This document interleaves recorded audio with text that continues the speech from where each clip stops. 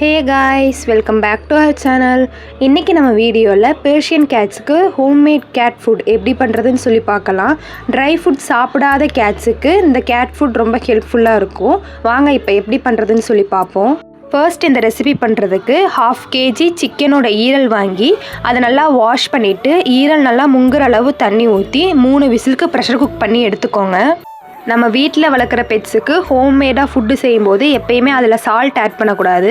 ஏன்னா salt add பண்ணிங்கன்னா hair falls அதிகமாகும். அதே மாதிரி மஞ்சத்தூளும் ரொம்ப கம்மியாக தான் ஆட் பண்ணணும். கொஞ்சம் அதிகமாக போனால் கூட நம்ம பெட்ஸுக்கு டைஜஷனில் ப்ராப்ளம் இருக்கும். ஸோ மஞ்சத்தூள் ஆட் பண்ணும்போது கொஞ்சமாக ஆட் பண்ணிக்கோங்க. அப்படி உங்களுக்கு சரியாக ஆட் பண்ண தெரியலை அப்படின்னா நீங்கள் சிக்கன் வாஷ் பண்ணுறப்பயே கொஞ்சமாக ஆட் பண்ணிவிட்டு வாஷ் பண்ணிடுங்க. ஸோ நீங்கள் திருப்பி சேர்க்கணுங்கிற அவசியம் இருக்காது. நம்ம வேக வச்சுருந்த சிக்கனோட ஈரலெல்லாம் நல்லா வெந்துருச்சு.